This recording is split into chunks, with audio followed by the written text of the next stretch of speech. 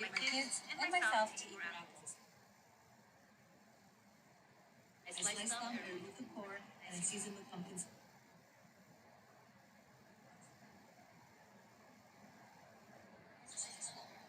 So what I was saying before this whole thing started was that sometimes you just gotta take a break and you just gotta chill, you know? So what I was saying before this whole thing started was that sometimes you just gotta take a break and you just gotta chill, you know?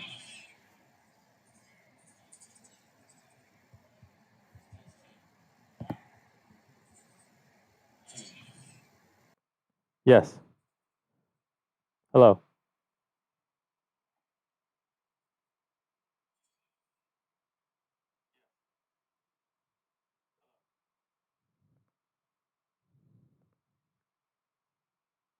And now they open the bars again, huh? Dude, Cowboys open as fuck. Everything's open now. Bro, Cowboys been open and it pisses me off, bro. Like Dude, you like, go, yeah, no way. bro. You go at night and it's fucking all the cars, bro. And you go in the morning, like, Park to the- bro, you go at night and it's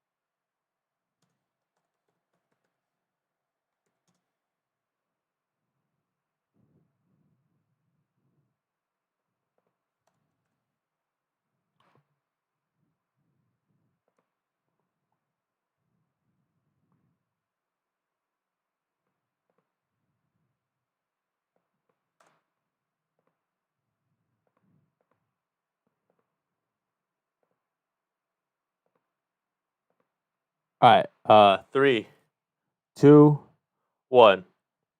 Ooh.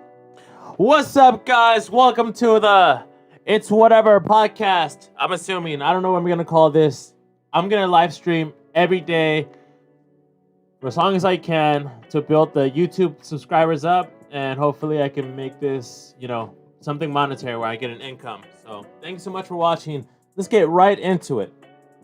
I went on Twitter right now, and one of the things that's trending is Yeezus. Now, so we remember Yeezus was an album by Kanye West. Yeezus was the first album by Kanye West that I remember hearing about. Like, it was going to be released. I remember Kanye West from Gold Digger. But that was it. I remember I was playing some game called Driver 3 on the Xbox. It's like a GTA type game. And the song Gold Digger came up on the radio because I was listening to the radio as I was playing, and I was really vibing with the song, and I was like, man, who's this guy, Kanye West? But it sounded very different, like, from rap. It was rap, but to me, like, just that song, Gold Digger it sounded like art in a way, even though it was just, still rap. And I know now, rap is considered art, especially with people like J. Cole and Kendrick Lamar, Logic, even people like X or Little Uzi, their stuff can be considered art, Travis Scott. But to me, I was a kid and I heard that Gold Digger song and I was vibing to it. Then when I was in high school, I think sophomore year, maybe junior year, but I know for sure at least sophomore year, Yeezus came out. And I remember there was a kid in a grade below me, but he was really smart. I think he might have been valedictorian, and he was all about Yeezus. He was all about indie independent music, and I don't know why he was all into Kanye West because he's not independent. But I think it was because at that time Kanye West was calling himself God, and he was going through the whole "I am God, I am a God" face, and the whole Yeezus album, and it was like kind of like taking Jesus' name and I guess Jesus' name in vain, and it was called Yeezus. And that kid, he was all against, like, I guess, religion, and he thought it was annoying. So he was all about the Yeezus album. He had quite a few followers on Twitter. And yeah, he went and he bought the album. And I remember looking at the album on the internet, and it didn't have a cover. It was kind of like a factory thing, like mass produced, a factory album. Kanye West saying, I don't need a cover. I'm Kanye West, and I'm a god, and I'm going to call myself Yeezus now. And the album with the sticker on it, the red sticker, we all see it. I have it here pulled up on Twitter. This person right here is saying, Yeezus is better than KOD. So I do not know about this one. Yeezus, now that I listen to it, now that I'm older after college and during college, I like the song Black Skinhead. I like the other song, the one where he's the one that he goes really hard on. Not Blood on the Leaves, but you know what? Let me pull up the Yeez. Oh yeah, guys, I'm dyslexic, so I can't spell for crap, man. And I'm not gonna cuss because I don't want to get banned. I'm trying the best to be YouTube friendly. I'm not gonna talk about anything controversial that's trending right now. I mean, I'm going to talk about controversial things at some point, but right now it's just YouTube not kid friendly because it's not for kids, but just trying to make money. All right. Yeah. So on this album, Yeezus, the songs on Sight, I don't remember. I Am a God, I remember because it was like a controversial song. Hold My Liquor, I don't remember. Blood on the Leaves, I remember because a friend of mine, she liked that song. Black Skinhead was the one that I liked. New Slaves, I liked also. I didn't hear that song when it came out at first, but that song's really intense, and it's just kind of like Kanye going through the lyrics, and he's kind of mad at, I guess, white people, or I guess people in the industry who are taking advantage of him. He has a line that says, blank can't read. N-words can't read. Can't read. Yeah, he has that in the song. Let me go to the lyrics. Here you go, lyrics. It says, my mama raced me in an era when clean water was only served to the fair skin. Doing clothes, you would have thought I had help, but they wasn't satisfied unless I picked the cotton myself. So this is when Kanye was starting the whole Yeezus company with the Yeezus shoes, but also the album was coming out. But they wasn't satisfied unless I picked the cotton myself. You see broke N-words races that don't touch anything in the store, and that rich N-word race that's come in, please buy more. What you want, a Bentley, a fur coat, a diamond chain? All you blacks want all the same thing. Yeah, I remember that. He goes pretty hard. This is like the chorus. Like when I heard this, I was like, man, like Kanye, like he knows how to talk. Like he knows how to rap. He can say things that would kind of like give you an impact. Which Kanye's verses are usually verses that just like you hear them and you're like, whoa, like did he really say that? Like, damn, he played with those words in that order, and it's kind of like vulgar and aggressive. Now, obviously, Kanye is Christian. I don't know if he's still doing the Christian thing. I don't know if it was a phase or an album thing, or like he's real life Christian. But I've seen a couple of features of him that have been released, and I don't know if he cusses, but it doesn't sound like the Jesus is King album. I mean, I don't know where he's gonna take it to that direction, but this I guess Kanye now, if he's Christian, right? The Christian Kanye, because he says in interviews he's gonna change the lyrics to his songs. I don't know if he'll say this, but this is like kind of like the pre-chorus of the song "New Slaves." It says, "You see, its leaders and its followers, but I'd rather be a dick than a swallower. You see, its leaders and its followers, but I'd rather be a dick than a swallower." So when I heard that lyric, when I heard this, I was like, damn, I was impressed. I know it's like basic rhyme scheme, but just how he played with the words followers and swallowers and put them together and like and leaders, it just made an impact to me. There's the part that the part I wanted to talk about is the part where he says can't read. Is the word can't?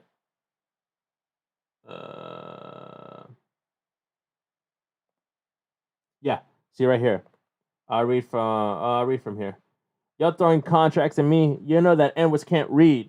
You throwing some Maybach keys. F yo said lot B. I know we the new slaves. Y'all N-words can't F with me. Y'all N-words can't F with yay. Y'all N-words can't F with yay. I'll move my family out the country so you can't see where I stay. So go and grab the reporters so I can smash their recorders. See, they'll confuse me with some BS like the New World Order. Meanwhile, the DEA, TI with the CCA, they're trying to lock N-words up. They're trying to make them new slaves. You see that privately owned prison, get that piece today. They're probably out in the Hamptons bragging about how much they made. F you and your Hampton house. F you and your Hampton spouse. I came on her Hampton. Dude, like, when he was going off like that, I was like, dang, man, this guy's going off. It's just like so intense.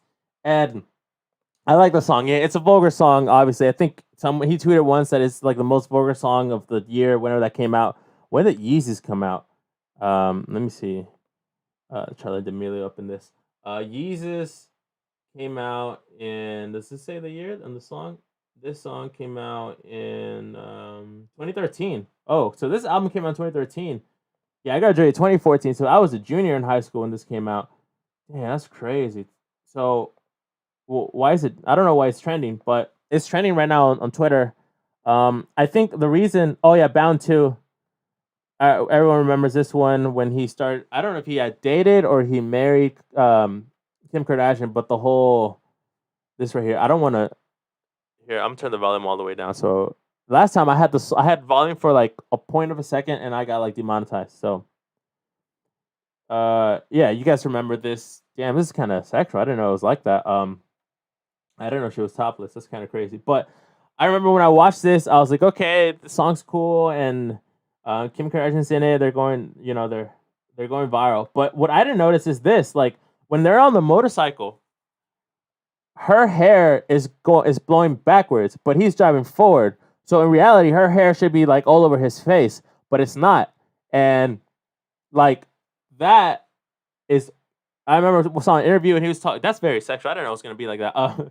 He was talking about how it doesn't go with logic, but it's artistic, and it's just crazy how I didn't notice that at all when I was paying attention to it. Now, if you see it without the volume, then you can kind of tell like it's not making sense logically. But when you have the music and you have the rapping and the instrumentals, and you have all things into the piece of artwork, which is the album, which is the video, the music video, you can't tell those details of logic or things that aren't logical. That's something that I keep in mind whenever I watch like a movie, like something scary or something like very traumatizing or something sad where someone dies in a movie. I always like if to avoid the emotions of I don't know feeling something for a long period of time when I'm watching something or listening to something. I tell myself these are like actors and they're millionaires and they get paid to act this role. This is a movie. This story never happened, or this is edited by like 3 editors and like a producer with $1 billion budget, $1 million budget in albums and music videos. They have the people who clip in and clip out when they're rapping. So there's a lot of things. If you dissect art, it helps you not have the emotion to it. I know the emotion is supposed to be there because it's art, but sometimes for a learning perspective, you want to reverse engineer it. From my assumption of why Yeezus is trending, which personally, I don't understand why Twitter it doesn't really tell you why things are trending. Like you just click on it and you're supposed to go through it and you're supposed to read. Oh man, don't tell me you guys didn't see the. I gotta remember I have to show you the screen, but yeah. So Yeezus right here is trending, and from what I can tell, it's because Kanye West produced the Whole Lotta Red album. So this Whole Lotta Red album, honestly, my friend was showing it to me today. Miguel, he's also on the podcast, but he lives in Austin now. That album, I did not like. I did not like Playboi Carti's album. I listened to half of it. It's a lot of songs. I'm not gonna lie. It was a lot of songs. Let's see. Whole lot of red. So it's WLR, which I thought it was like Juice World. But I guess not. I mean, I guess they also use it too. But let's see. Whole lot of red song list.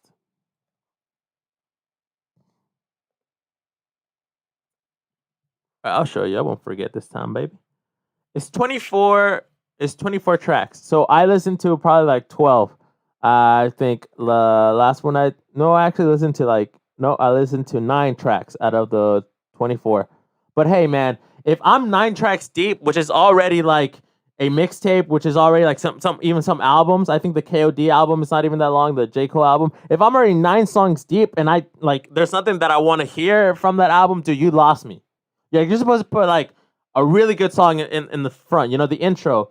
Rappers always rap about, oh, how's my intro? This is the intro. They always like, this should be the intro. They always rap about the intro in the intro to make it seem like it's good. Now, some are really good intros. Astroworld has a really good intro.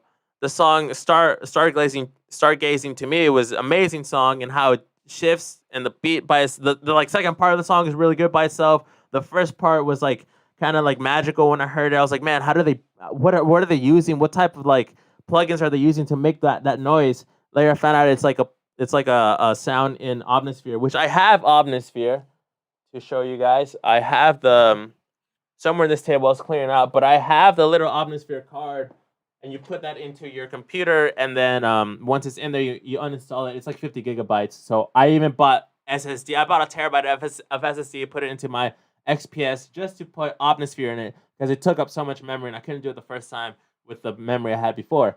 But yeah, intros are supposed to be amazing. And this Rockstar Made song by Playboi Carti's album Whole Lotta Red, I was not vibing to it, man. F you doing? I told you stop hanging around here. Oops, ass bit.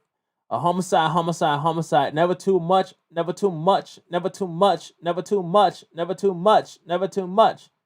Sorry, I should be like, never too much, never too much, yeah, never too much, yeah, never too much, never too, you get, like, it's so repetitive, man. I could not handle this. Like, my friend was telling me the beats are the things are always good in these songs, in these albums.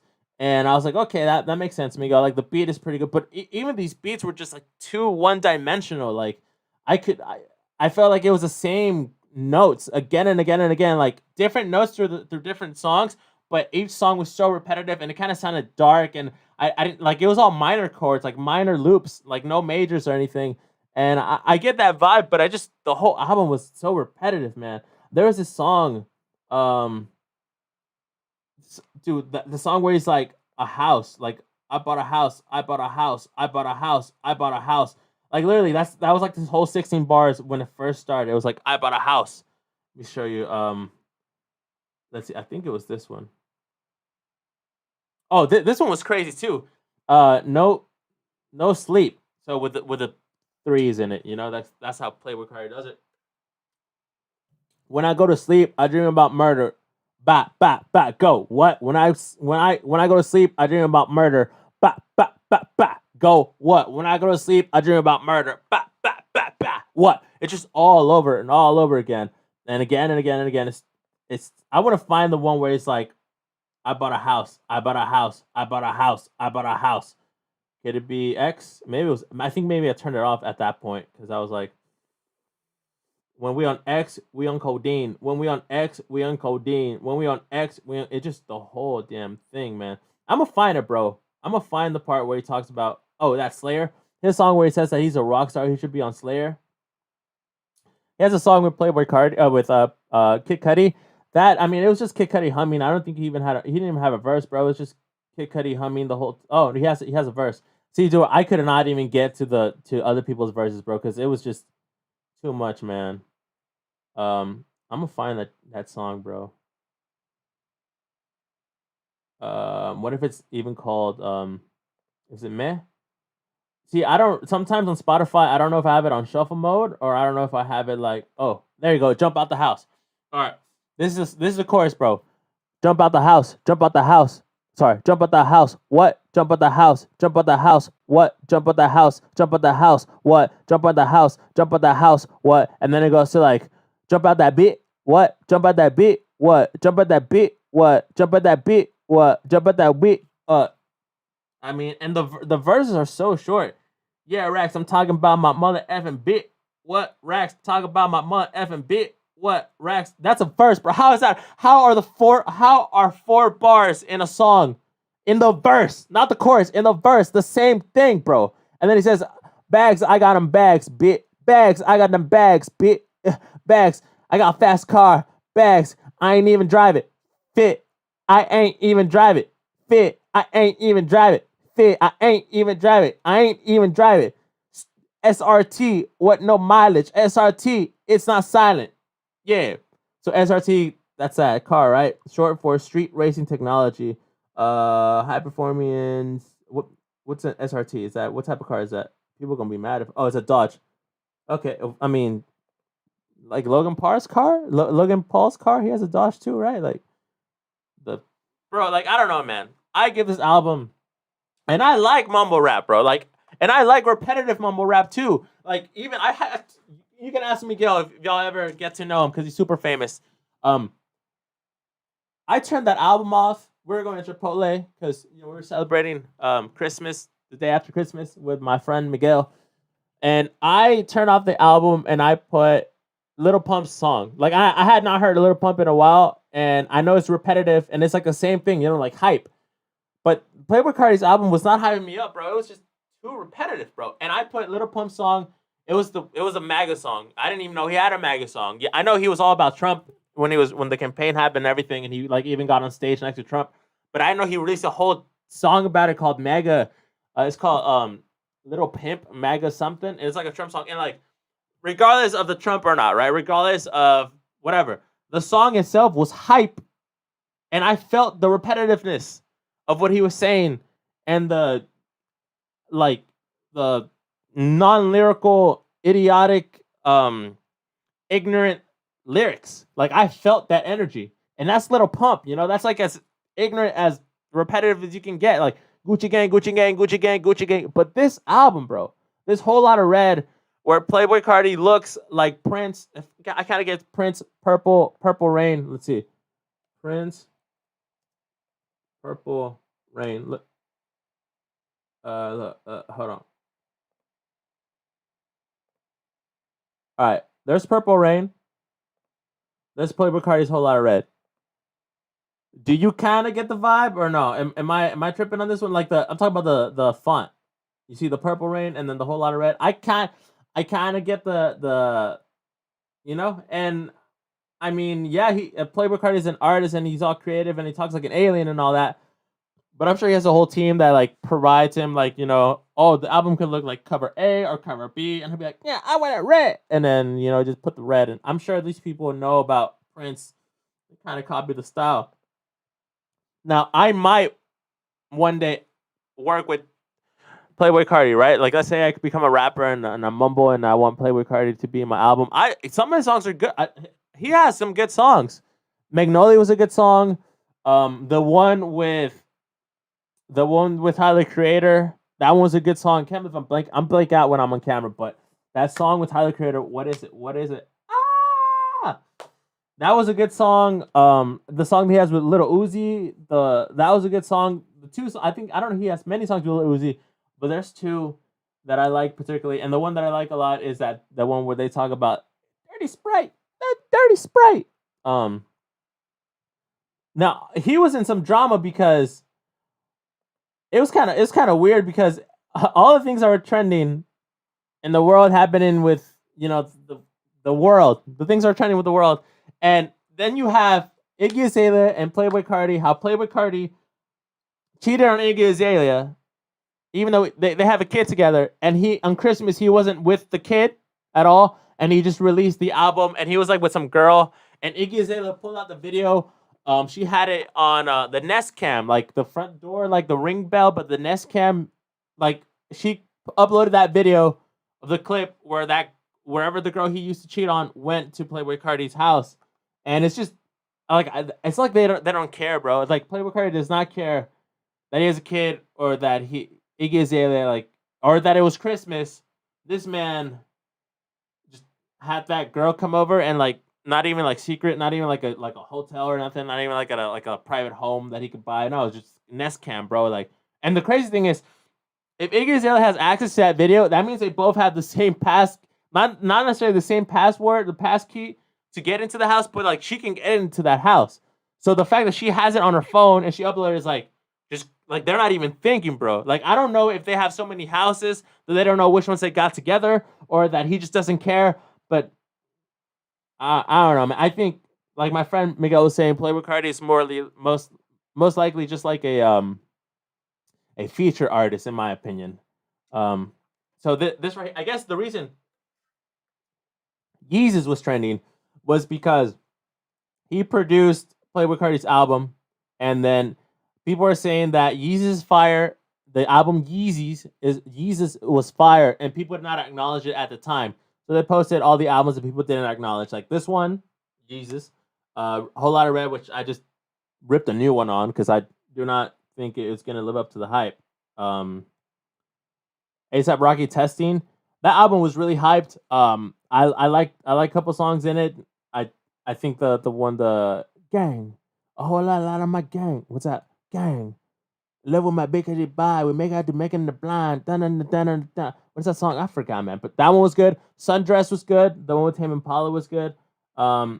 This I don't even know, bro. I feel so dumb. I don't even know what album this is. Can anyone tell me what album that is? Maybe it's just like someone promoting their own album at the end.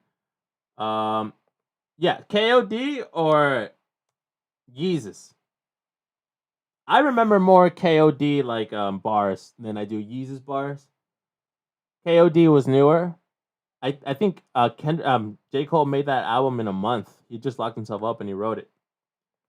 I'm a big Kanye fan, but without listening to both albums again, just by memory, I'm gonna say KOD was a better album. But Yeezus had more iconic songs. I'll say it like that. So I hope that makes it even. I hope Kanye doesn't hate me now, because I am a huge Kanye fan. All right, next topic I want to talk about is these people I'm only talking about because I want the views, because it's K-pop, and I made a K-pop reaction video one time, and I got a bunch of people to watch this. I got 10,000 views on a K-pop review, not even review, like when you watch the video reaction. So Taeyeon and Ravi are dating. I'm talking about this. That's crazy. I'm 25 talking about K-pop people, which I know there's people who are probably 45 and they love K-pop. And the K-pop stans. And if any K-pop stans are watching, they're going to roast the hell out of me. If I had more than 5 followers, I only have 5 followers on Twitter. If I had more than 5 followers on Twitter, they would cancel my butt. Notice how I didn't say ass. I just said ass. I don't know if ass is allowed on the live stream, but Taeyeon and Ravi are dating reportedly. I don't know if I don't even know if I'm pronouncing it right. I'm probably not. Taeyeon. This guy, I don't know if he's in K-pop. I know he's in K-pop. I don't know if he's an actor, a singer. I don't know if he's in BTS, Icon. I don't know. I don't know who Ravi is. I don't know if she's in like I don't know, bro. But they're dating, and it's really big news because as you can see here with the cute little, I guess that's Korean. It was too fast. No, it wasn't. Oh, that's racist. Sorry, Mama. Yes. Let's assume that it's in a relationship. Please explain, okay? Ravi is not in a relationship. What are you saying? Ravi is absolutely not in a relationship. There are men and women here. Oh, they're looking at trees. I was like psychologist. But we suddenly drew over them. Yeah, we're trying to hide it. That's correct. Hide it. You can't lie. You're a therapist. That guy looked funny. That guy looked like he got some clout. So I don't know if this is like some Big Brother thing or they're just like meditating. But apparently it came out that they're dating. And I'm going to read this article for you guys. So some of y'all might click off, but some of y'all might just like because I'm goofy. So Jones New 24 reported that the two have been dating for about a year. They met through a common friend and they have been dating, even going on a Christmas date recently. Do they celebrate Christmas? I doubt it. Because here we're not even allowed to say Merry Christmas. You know what I'm saying? The left doesn't want. Oh, I can't go into that because Google's left. Okay. All right. Okay. On the 25th, Joy News 24 caught the pair enjoying a date at Ravi's house. Ravi picked Taeyeon up from her place in Songgusdong, and they went to his place in Songyung. I'm so sorry if I'm mispronouncing this, bro. I'm not trying to be offensive. They've been on the same show on the 21st on Ravi's show, ? Oh, so the show's called ? As well as on Ravi's was also guest in Dormy Market on November 28th. So these two people, dude, imagine being so famous and not even like famous in a Western culture because this is Eastern, right? Imagine being so famous that everyone in the world talks about you, tweets about you when you date someone, that it becomes trendy. This was like number one, I think. And like, I don't know. I have nothing to know about this. I don't know anything about this, but these people went on a date and some paparazzi took pictures of them like with a really good camera, like as zoomed in as I could. They got 4 pictures. Picking her up. It was picking her up, taking her, exiting, and I think going into his car in the garage or wherever. And it went trending that they were dating because of this. And it was trending, like number 2 on Twitter, bro. People going on a date. People can't even get dates. People have to use apps to go on dates and meet girlfriends now, or boyfriends and all that. These people go on a date, and it's trending. You know how much money happens when something is trending, bro? That's incredible, man. I'm not hating on any of them. I'm just saying, like, the power of fame. The power of fame. All right. Now what I want to really get into, and hopefully people will watch it this time.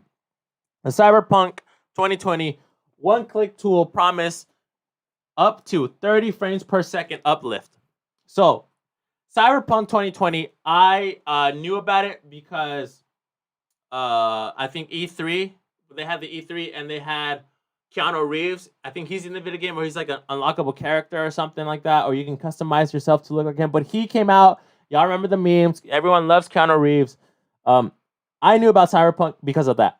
And I was watching, you know when Dr. Disrespect, he went on YouTube and he talked about he had like $100,000 computer that someone gave him, like some computer company gave him $100,000 computer, and how he was gonna use it to play Cyberpunk, and then he watched like the trailer, and I was excited for Cyberpunk.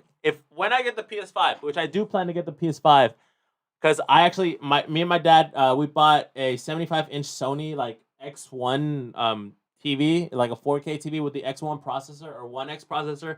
And apparently, I don't know if this is the correct model, but it sounds like it's the correct model, where if you hook up the PlayStation 5 to this TV, you can update the firmware and play up to like 120 hertz, which is crazy because on a 75-inch TV. So I plan on getting the PS5 eventually. I'm gonna wait. The price is gonna go down for the PS5. I say it's gonna go down somewhere in February. It just sounds right because like December is gonna stay the same, so people can buy it. January is it's really close to December. People are still like like it's still kind of like that Christmas season, not Christmas season, but it's like the New Year season. And I feel like they won't change the price down. But I feel like in February, maybe in March, it's like sometime towards Easter to spring, they'll bring the price down, and then I'll get the PS5, and then I'll get Cyberpunk. But what happened with Cyberpunk? First, how you like it when I take a sip? Meme that up. First, this video games and video game companies, when they're releasing a video game, they go hard, bro. Like the people don't sleep, and if they do sleep after all the monsters and Red Bulls they take, they sleep at the office, bro. They probably don't take showers for days, and they're working hard, and it's like they're pushing them, they're trying to craft it to the best as possible, the deadlines, and I do not know why that happens. I don't know if they go hard since the beginning stages, or they kind of procrastinate to the very end, or like maybe with like technology and video games, it gets to the point where like they think they have it done, and right as about to finish, there's something in the code, something in the processor that's not working. That means they have to rechange everything in the video game to make it work. Like sometimes it's like kind of like when you're rendering, you ever like render a video to export a video, and right at the end at 99, 98 when it's rendering, like it crashes. I think that's what happens a lot in video game companies, and they have to push it really hard. But for those who don't know, and there's probably a lot who know more than me, Cyberpunk 2077 was a game that was going to push the limits of graphics card for the new consoles, for the new gen, for the PCs. It was going to push it to the max. It says right here in this article, I'll just read it. Okay, so Cyberpunk 2077, which has proven to cripple the fastest graphics card and even push the fastest CPUs on the market, can give low-end gaming systems a tough time. For exactly this reason, programmer Codezilla, which honestly, this is a badass name. When I saw this name, I was like Code Z1LLA because I'm dyslexic, so I was like, whoa, what's going on? There's like letters and words and letters capitalized, but it's Codezilla, which is a badass like code name. Like I think he won. I don't know how he looks like, but if you're gonna be a hacker or anything, you won the best. You're the GOAT when it comes to your name. So Codezilla, via his YouTube channel, has released an easy optimizer for Cyberpunk 2077 that the code claims can help boost your gaming performance up to 30 hertz. So 30 hertz is pretty good. Sorry, 30 hertz. 30 frames per second, my bad. 30 frames per second, which means, for those who don't know, when you take a video, if it's on 30 frames per second, which most are, I guess most now are 60 frames, but 30 frames per second means that in a minute, it's taking 30 photos. And I mean, in a second, it's taking 30 photos. And that's like the video aspect of it. It's 30 photos in 1 second. So 60 frames per second, that's pretty good now. Some devices go up, like some cameras go up to like 120 hertz per second, frames per second. I think the iPhone 12 Pro, which I got, shout out to the iPhone. I used to be an Android gang. Then I got iPhone, and I kind of like the messages, and I like the way that I can upload things, and it won't look crappy. And the picture quality is really good. But they go up, I think iPhone can go up to 120 frames per second if you're doing like just like 1080. So this game pushes the limits in the frames per second. But this hack that Codezilla like coded up helps whatever system you're running on. It helps the game run 30 frames per second like higher or faster or better, which is really good. The tool reportedly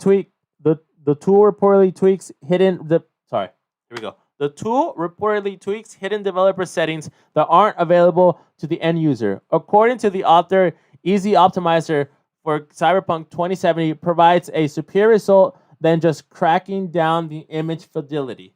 But we'll have to wait until we see a broader section of testing results for the community before we're ready to call it a home run. They will also take quite a bit of experimentation to suss out whether or not the gains are more significant than what you receive from the manual tuning. But the author does claim impressive performance gains from the software. The producer to use the software is extremely easy and involves moving the executable to the root of folder of your Cyberpunk 2077 installation. For users concerned with security, the creator has provided a virus total report, where the tool passes with flying colors. He further explained that Easy Optimizer for Cyberpunk 2077 does seem to trigger certain anti-cheat systems in Virus Total because the tool edits game files. However, the major antivirus engines such as Avast, Kaspersky, and Dr. Web gave the software a pass. That was a tough read, and that wasn't even that many words, but that's pretty cool that someone can do that, can hack the game in a way that it can help give up to 30 frames per second faster, or up to I don't know if it's faster or more frames, but up to 30 frames per second more.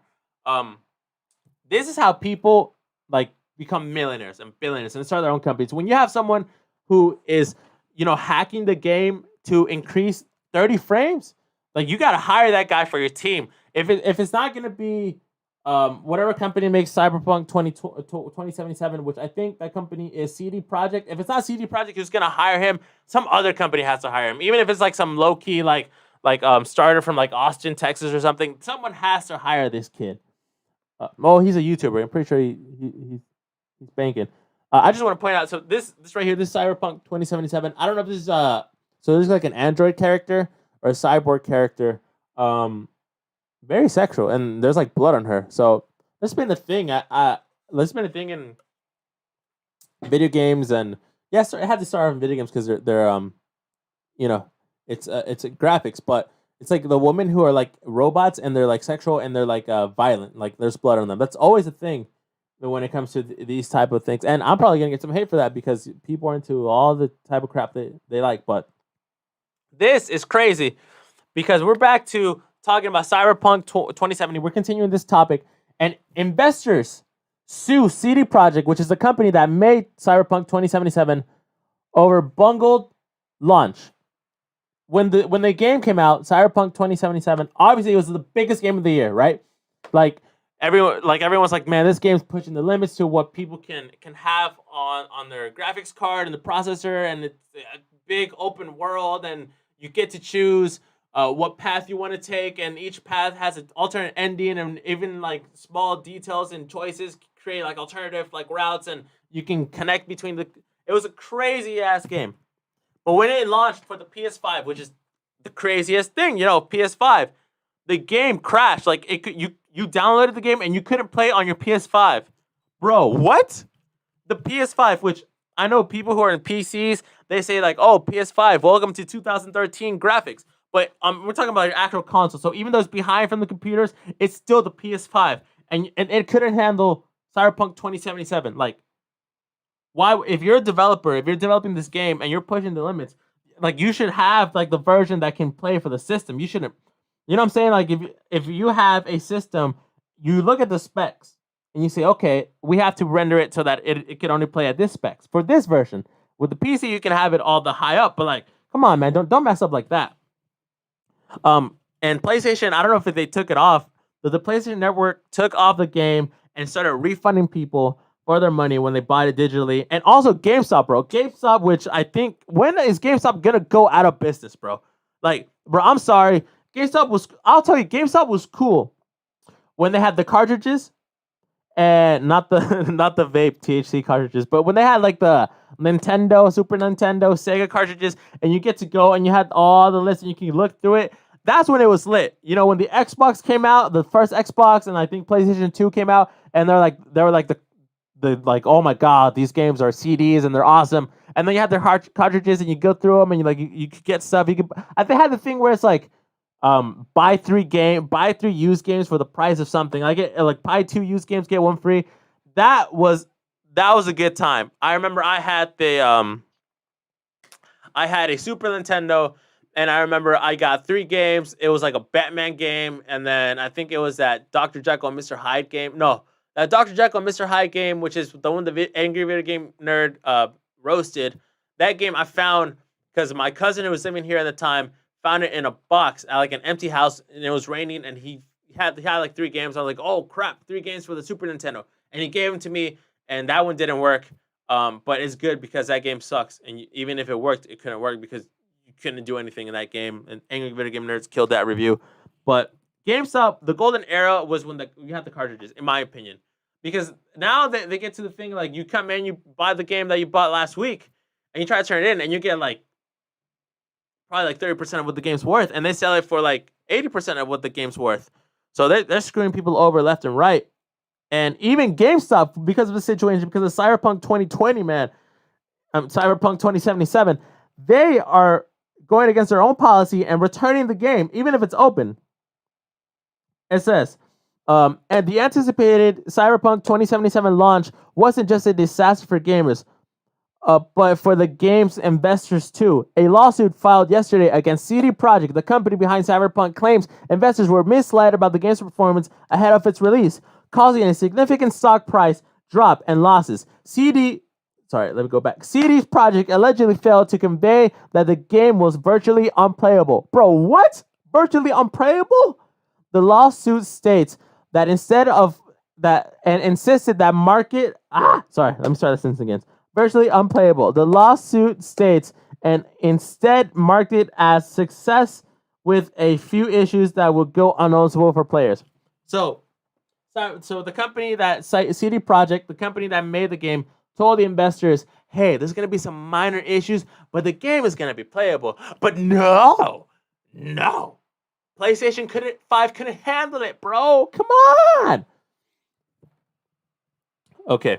The plaintiff, Andrew Tramp, is looking to include other investors in the suit to turn it into a case action. Dude, this sounds like the whole vote, like the whole election, bro. Like getting states to sue other states and CD Projekt said in a court filing it would vigorously defend itself against investor claims. This is just like the election, bro.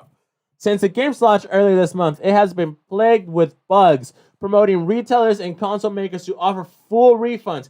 GameStop is accepting returns even if people open the game, which goes against its typical policy, and Sony pulled the game last week and began processing digital refunds for unsatisfied buyers. Still, the game sold more than 13 million copies in 2 weeks since its launch, making it one of the best-selling games of the year. Many of these sales came from pre-orders after the much-hyped market campaign, which helped CD Projekt recoup the nearly decade-long cost of making the game. Holy crap. This game, which came out in 2018, yeah, I'm wearing shorts, boy. Look at that. You know what I'm saying? This game, which came out in 2018. This game, which came out in 2020, started in 2010, bro, and it crashed. I'm gonna pray for these people, developers, that they can make a better game next time. I know the game is pretty good, but I hope they can make a better game. Sorry, not a better game. I hope they can have a more successful launch next time. Let's take a short break. And by break, I mean, let's look at how many people have are watching. Okay, so we got, right as we talk about how many people are watching, people stop watching. Damn. All right, well, and that might even mean me watching. I don't even know if I have people, like, commenting or anything.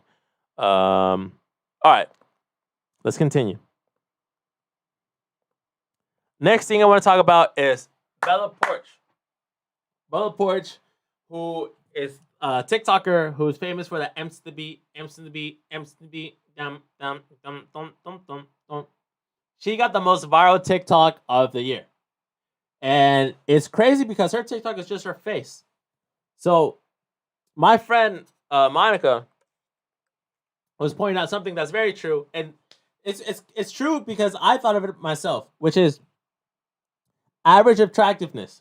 So having a symmetrical face is what TikTok pushes. Not necessarily that she thinks the algorithm literally detects face recognition, which is very true because all of it is face recognition on the TikTok app. Like, it changes your face, you know, like the Snapchat filters, TikTok filters, and like you open your mouth and things come out when you have certain filters.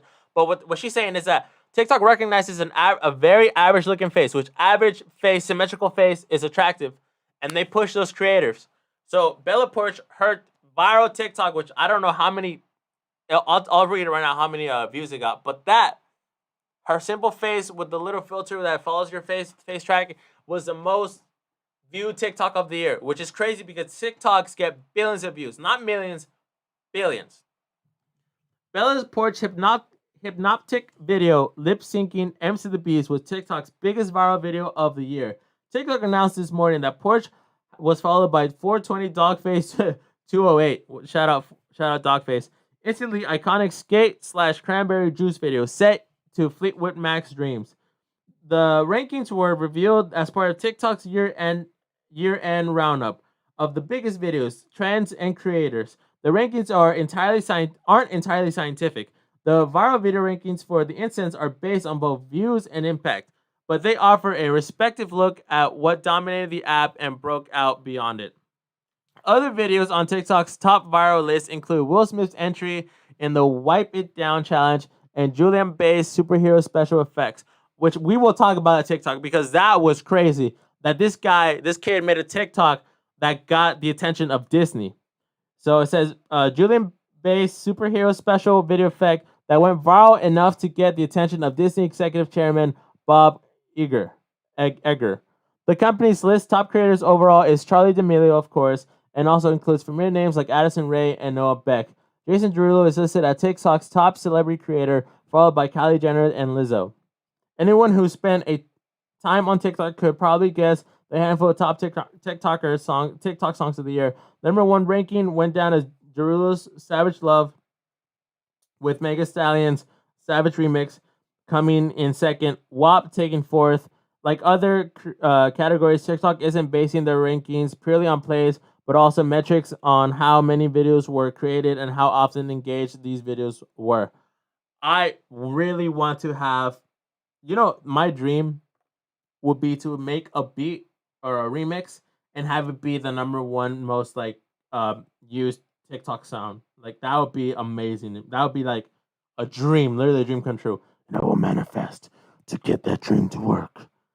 The full list seems to be more about illustrating what a huge year TikTok had, rather than literally ranking the success across the app. But at the end, the rankings do a great job of showing how many communities, trends, viral songs, and more broke out thanks to TikTok, from editing tools like the green screen aesthetic and cottage core. This cottage core aesthetic is kind of this one, which kind of looks like a Mennonite. Kind of looks like kind of looks cultish, like in a cult. But I guess it's an aesthetic.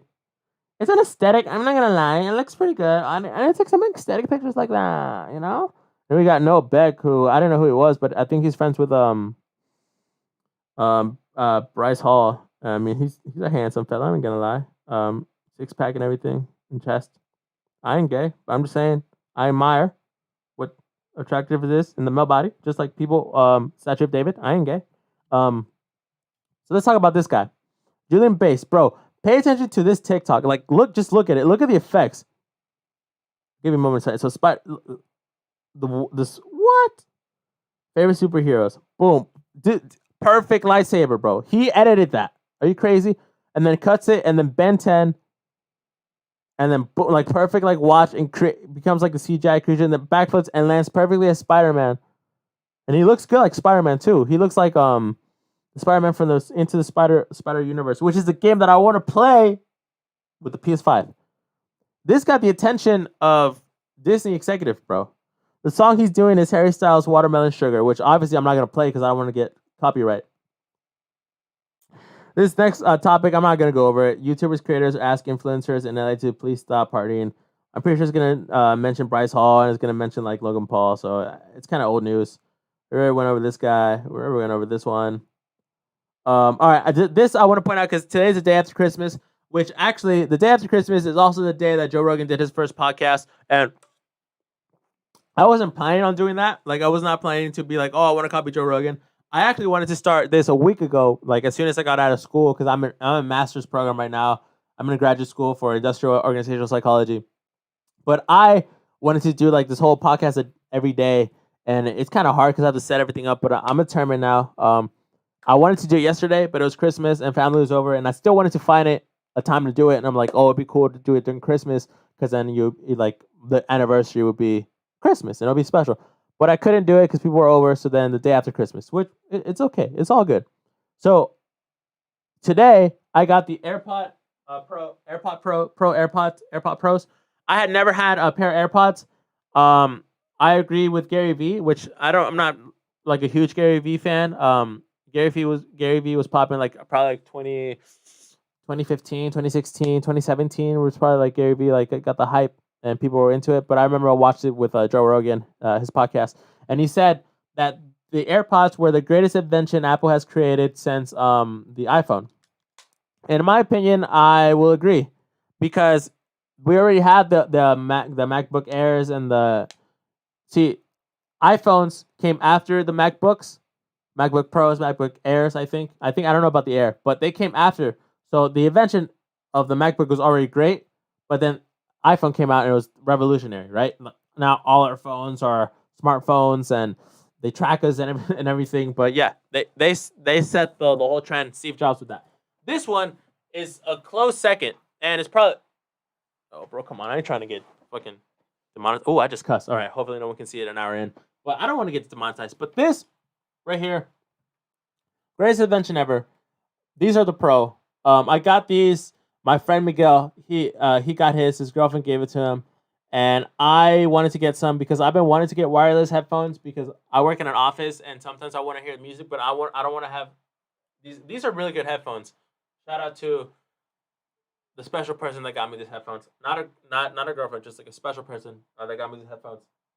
But I don't like that they're over the head. These are great headphones, and they're good to work out too. I have like some Sony headphones, and they're kind of like too all over the place for working out. These are pretty good to work out. These are amazing to work out in because you feel so free, bro. There's no wires. Like you have to, when you're running, there's nothing that like to bother you. You don't have something over the head, having to balance, and when you're doing like what is it called, bench press. These are great. And the Pros, they have this weird feature, which is the noise cancellation. So if people that don't know, noise cancellation, obviously you know what that is, but some people don't know that noise cancellation now sometimes also includes white noise. They like the headphones themselves make a white noise that you might not be able to tell unless you're really paying attention, and that white noise like cancels the sound around you. And it's kind of crazy because I put them on when I'm in the car, and I had music playing from the radio, and I put them on, and then I could barely hear the music on the radio, and it felt like the music from the radio was playing on my headphones. And I was like, what? Like, how did they connect to the Bluetooth of the car? I didn't even set it up. Like, that's weird. So I took one out, and then I could hear, like, the music being in the white noise, and then, like, just the clarity. And my mind was like, whoa. There's some scariness to it because they have the feature where it's, like, the transparency feature, and that basically uses the microphone the earphones have to, like, make you hear things around you. So, like, let's say someone's talking to you.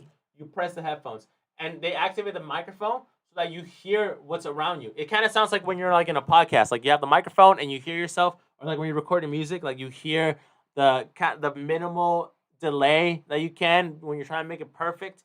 You hear that with these, and it's like, what? Like you're not used to the microphone because there's no microphone that you're seeing, but it's in the AirPods.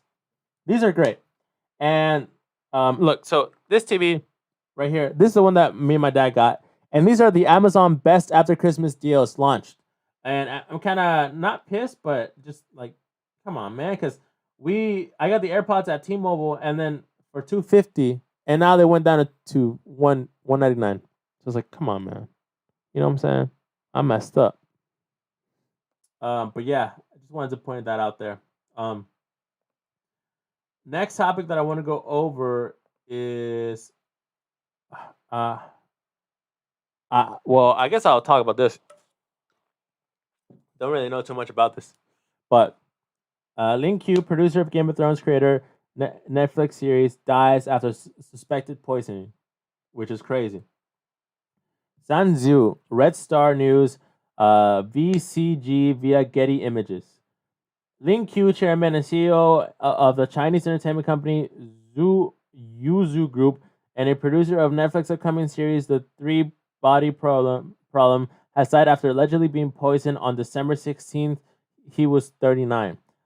Yuzu Group confirmed that Lin died on Christmas Day after having been hospitalized about a week earlier. Police in Shanghai are currently investigating his death and have apprehended the suspect's surname, Zhu, who Chinese media outlets have identified as Lin's colleague as Zhu. Damn, someone, his own friend, colleague, poisoned him. Local reporters also allege that the dispute among Zhu executives preceded Lin's death. damn, bro, they poisoned this guy because they disagreed artistically over like the company. That's a Cain and Abel, man. Lin's founded Yuzu in 2009 and helps steer its success transition from producing online games to mobile games.